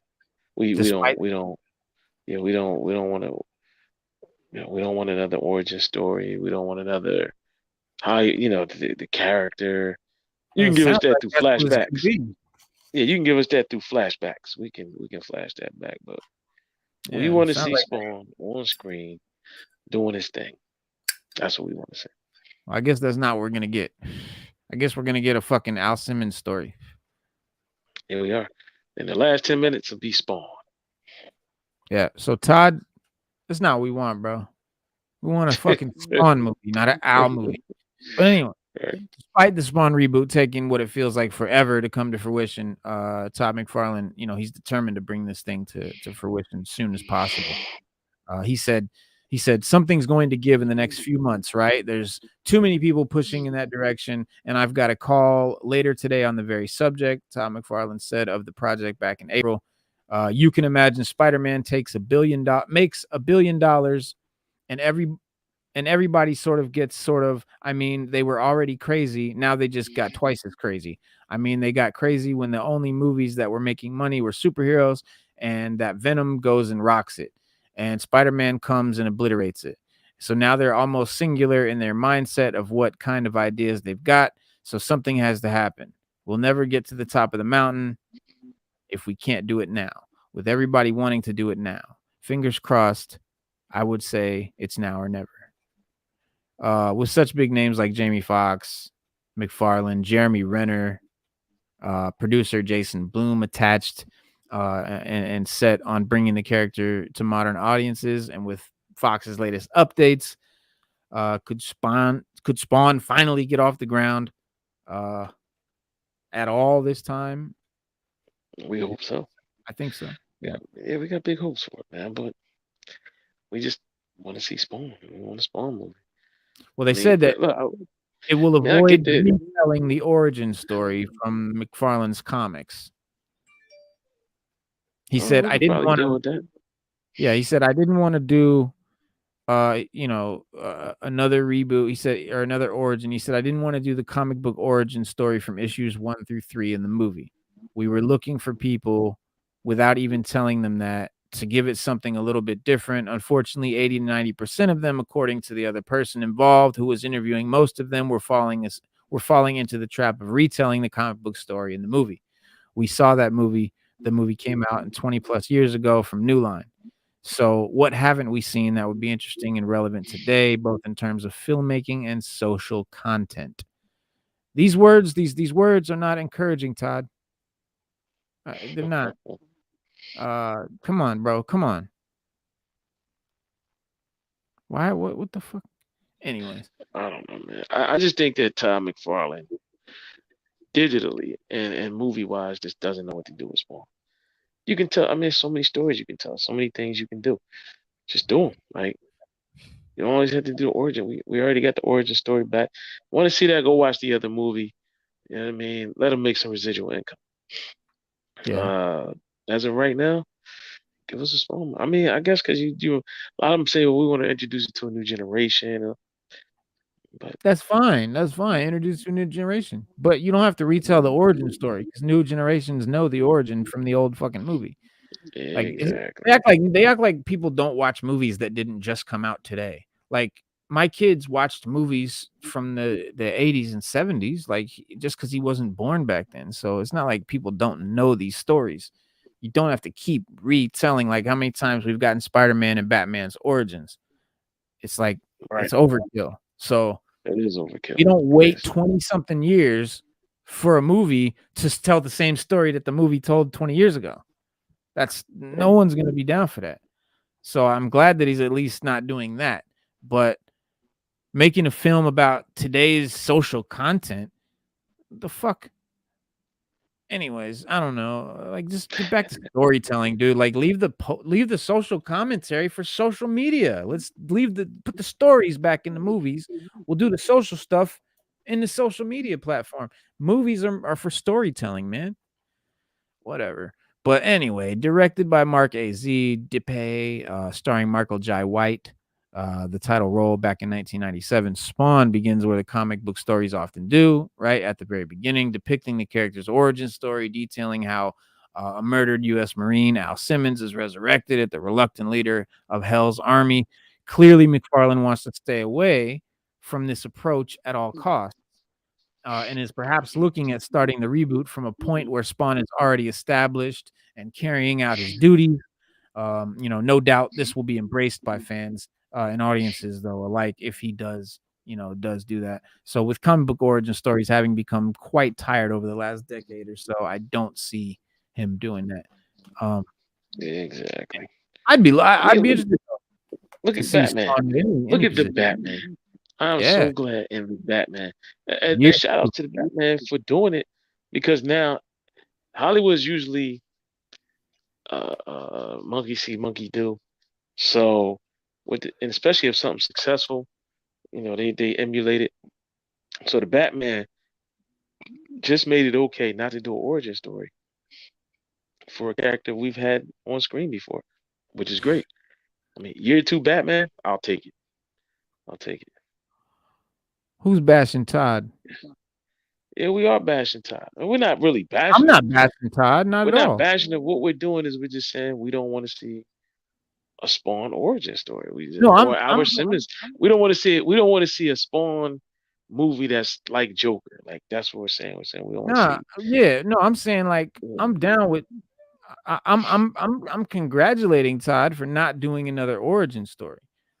What I'm I guess bashing, or what I'm kind of not, what I'm talking about, though, is the way that social commentary, social politics, all of these things have seemingly taken over the movie and film industry and TV show industry, where they're literally sacrificing story content for social commentary.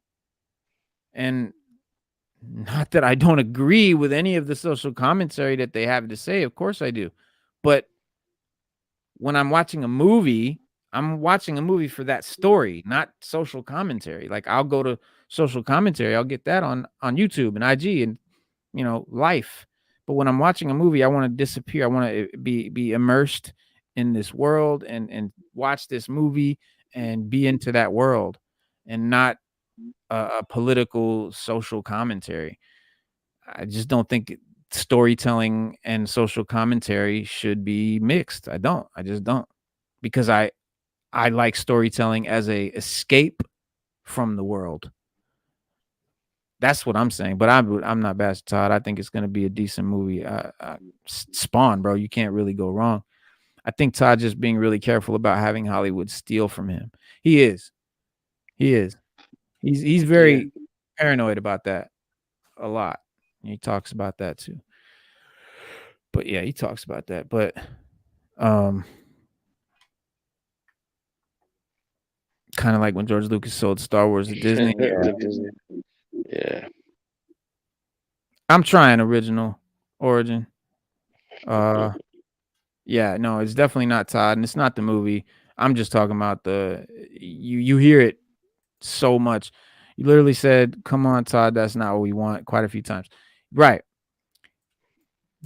I'm referring to the social commentary and making the social commentary the focus of the movie and like a main focal point of the movie.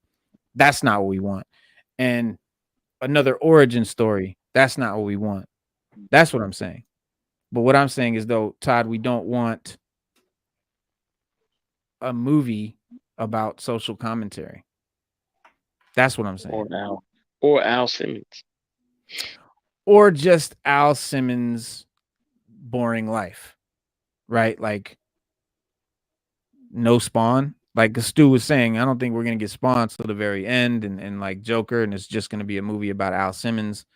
Yeah, that I don't think we want. But I don't think he's gonna do that either. I don't think he would do that. It's Spawn, No, bro. He's Spawn. His baby. Of course, he's gonna showcase Spawn. He's gonna show off Spawn. He's gonna show that cape. He's gonna do all that. And Todd never sleep. I mean, Todd don't fuck up when it comes to Spawn, bro. I don't never have no when the creator of an IP is making the content, I'm never like I'm never paranoid about it. Like I don't ever think it's gonna be bad. It's when it's when people that didn't create the content, or better yet, don't know anything about the content, aren't fans of the content, didn't read or consume the content, have never done anything in the content, and then they try to make a thing ignoring the content. But right. when the creator makes it, you can bet it's going to be good because they care about it. They care about it more than anybody, or they should, and hopefully they still do. But yeah, so I think it's going to be good. I hope so. I got high hopes. Yeah, I mean, I would love to actually see another Spawn movie, see something hell yeah, else from Spawn. I mean, I own the movie, I own the anime, the HBO series. yeah, I thought it was all good. I mean, like I said, we just after the anime, we got nothing, crickets. And I think for good reason. I think Todd just felt Hollywood wanted to take it in another direction or do something he didn't like, so he just laid off it, or he just, you know, took his blessings and ran. Said, I did a couple good projects with Spawn, live action, anime, and we'll leave it there until we can come up with something else. right. Yeah, I think it'll be dope. Oh, so remember we just talked about Prey the other day, Right. the Predator, the Yeah, Predator Predator. sequel, Predator Yeah, prequel, I guess. But prequel. yeah, it's become a massive success.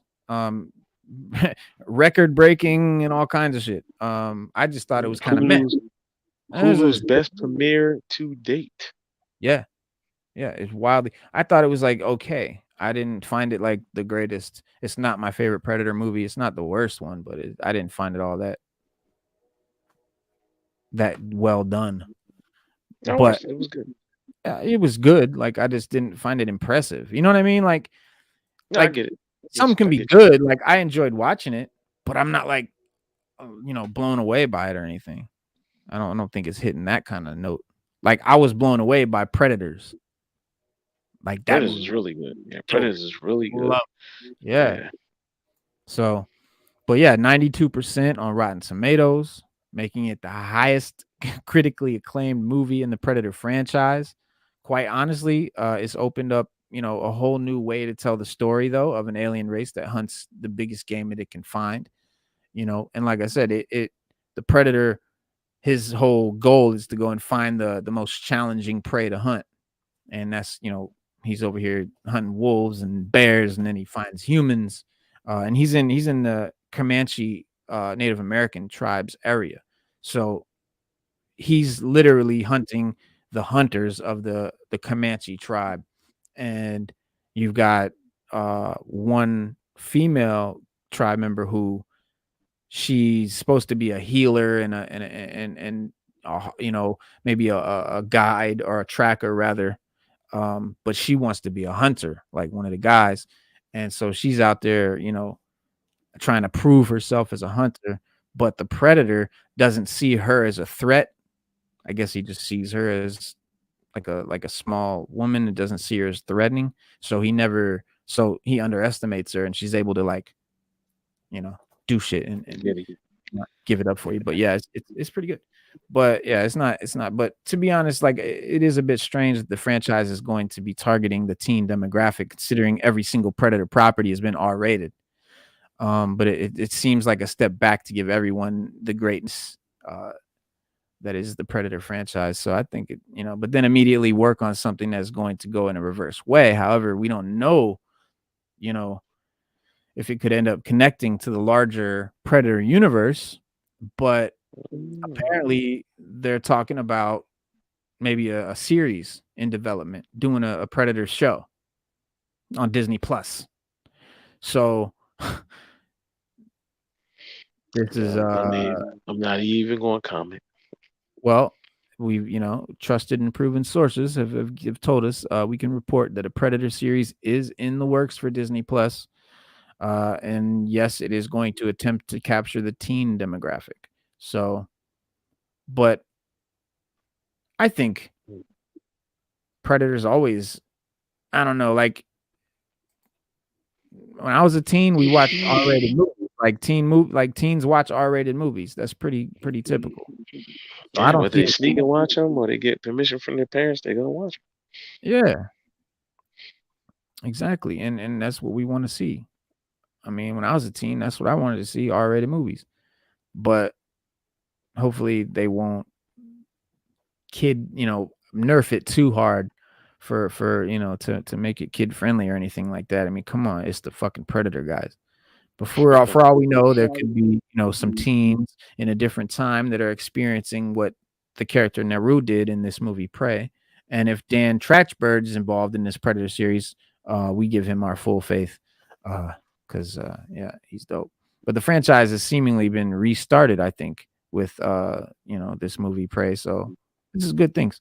We've seen, you know, uh Predator versus Samurai would be dope, or Predator versus gunslingers in the Wild West, or Predator versus Roman legionnaires, or who whatever different like how Assassin's Creed did different times. That's the cool thing about Predator is it's an alien race, so they could literally come to Earth in any time zone or any time frame or any period, and they can make a movie or show about it. So It's true. tons of potential. Yeah, Um, tons. tons of potential. The original the stars of the original Predator movie apparently reviewed Prey, and let me see what. So Jesse Ventura, Bill Duke. I think it's just them two. It's just Jesse Ventura and Bill Duke. But they played Blaine Cooper in the original Jesse Ventura.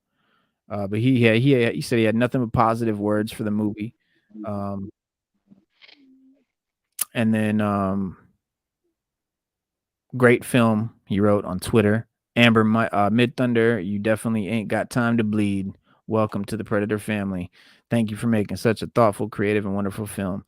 I love that because that's one of the greatest lines in Predator. I ain't got time to bleed. And he said, you definitely ain't got time to bleed. Welcome to the Predator family. Another cast member who starred alongside Arnold Schwarzenegger, Bill Duke, the legendary Bill Duke, also used social media to sing about Prey. He said, have you checked out Prey on Hulu? If not, do watch it. It's an amazing film, and Amber Mid Thunder is phenomenal. This young woman has a bright career ahead of her. As Jesse Ventura mentioned, welcome to the Predator family. I see you. Yeah. And they're right. Well, it appeals. It appeals. Well, I mean, basically, in layman's terms, it appeals to the general. I mean, not the general, the casual audience. I mean, Hollywood's always trying to hit the casual audience. They don't care about the fan. They like the fan, but they don't make anything for the fan. And it's basically if the casual audience gets involved, they know the numbers go through the roof. They know that. Mhm. So it appealed to the casual audience, which is what they've been searching for years. And now Right. they found a formula that's apparently working right now. So they're gonna run with it. They're gonna roll it. They're gonna run with it. Yeah. They're gonna make sure that they give the casual audience something similar that they can enjoy. and they hope because it should be the other way around. It should be give the fans what they want, and hopefully the casual audience likes it. But they want to give the casual audience what they want, and hopefully the fans like it. And Yeah. that's just how it is. Yeah, because that's the casual audience is usually a bigger mass of people, which means more money, and More that's why money. they Yep. want to appease that larger group. But it's foolish because the fans are what made the property popular in the first place. So I never understood that shit. But yeah, the bone mask Norrin Rad was also for me a little bit like I was like, damn, that's not. I mean, that's not Predator. Like, who is that? Like, is that generic Predator? Because it didn't make sense. It wasn't like Well, maybe just it's an. But you got to remember, if it's an earlier time for us, it's an earlier time for the predators as well. yes, So yes, maybe in this time, the but not predators, bone times. you never know. They might just the technology might be built. Like they might have killed something and just made that the mask. I mean, Yeah, you're and then right. later on they moved to the metal masks That's that we right. know and love. That might be something that they did in the past. Like, you gotta think Yeah, about it. There's a lot of stuff we do now that we don't do now that we did back then. yeah. Army uniforms, our service people uniforms don't look the same as they did 40, 50 years ago. No, Um, Same thing as, or 100 years ago. So that's just what it is. I yeah, mean, that's how I depict it. Is it just being an early version of the Predator that that's how they got down. They used bone for the mask yeah. It instead of just didn't make any sense because ancient times for us ain't gonna be ancient times for them because they're still flying around in spaceships. So it's not like they're in the ancient times of having to use bone for things because they weren't able to craft metal yet. Which that's when we used bone when we weren't able to do things with metal yet. So See, that's where you're wrong. they're See, far that's past. that's from that's from the standpoint of a human living on this planet. But from the standpoint of an alien, it can be different. They could just have made it just look like that because that might have been the going thing at the time. So It I'll might be have there in been like what was in 20 minutes. style. Yeah. It might No, have I been mean what it's was in style. fine. But It might these have are been what things was in that style. If he had a bone mask, he was the man back then. this is something that we should not have to figure out and assume on our own as the audience. That's called poor writing. But I agree. maybe there is great explanations for it, but they should have given us those. That's what I'm saying. They should show us something. But because I know a lot of people were like missing the actual predator costume, the actual predator look that you know we are used to. So, but apparently that doesn't hurt the bottom line because this is been swallowed up by everybody. They love it. Um, the initial intention was to have the film done in Comanche, not English. So that would have been actually cooler if they had done that. Because it was kind of weird seeing the Comanches just speaking regular, like American English, like modern English. I mean, um, You're right. but so in some regard, it's like okay, cool. There's a version of this movie that is without any artifice.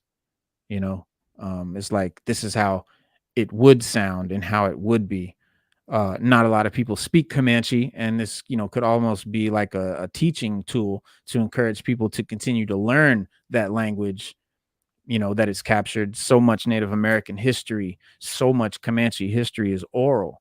They don't, wasn't written. It's very oral. Shit was handed down. So, but yeah, that would have been cooler to see more Comanche authentic, authentic Comanche stuff. That's I think what I was missing personally was the Comanche, the Native American stuff in the movie seeming kind of inauthentic or insincere, just generic. I don't know. I feel like if you're gonna use that, if that's gonna be the main focal, culture of your movie, then you should learn about that culture. You should represent that culture properly in a way that culture is going to be proud of. And I think, so that's kind of for me where I kind of that's kind of like what my only real issue with it. You know, is that I think they could have done to improve it, but that's a personal issue. So it's pretty good though. We'll take it for now. We'll take it. They gave us a decent Predator movie, so we can't complain too much. Yeah. For any My Hero Academia fans out there, they have just set up its second movie as official canon. So if y'all know that the My Hero Academia movies are usually not canon, you know, to the show or the manga.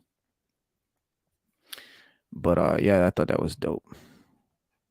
We don't talk enough about MHA on this show. We don't talk anything about My Hero Academia.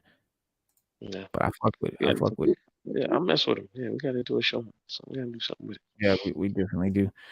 But it is oh shit, it's 8:30. Yeah, cause we did start kind of late. But We ended kind of late too. But it's all good. if what we've seen has maybe been the low tier predators, I want to see the high tier predators. See, that's what I thought, Nora. That's what I thought, Nora. I thought it was just a lower tier Predator. I mean, that's yeah, you're right. That's what I thought when I saw the movie. It was just a low tier Predator. Yeah. No, I mean, yeah, there's lots of reasons that they could have had. I just would have liked to have known that reason. Yeah, that's true. But yeah, guys, this is our show. This is the end of our show, rather. Few things. Look forward to Pharaoh Monch coming on the show. I'm setting up a scheduling time with him, with his manager right now. So Pharaoh Monch will be back on the show to talk about his Marvel Legends collection and whatnot shortly. I don't have a date yet, but stay tuned for that. And we'll be back here Saturday, guys, at 6:30 p.m. Eastern Standard Time for DC Power Hour. And thank you so much for everybody that, you know, came in and joined in into the chat today. Norin Rad, Slade Wilson, OG Lee, Jamilaquin. If I miss anybody, I'm sorry. Herbert Carpenter, Original Origin, Big Country, Cooks. And I think that's it. Mark Gillian, Lazarus Einstein. I said OG Lee, blah, blah, blah, blah. So yeah, that's everybody, man. Yeah, thank you guys for coming and chilling with us. And we appreciate y'all every time. Peace.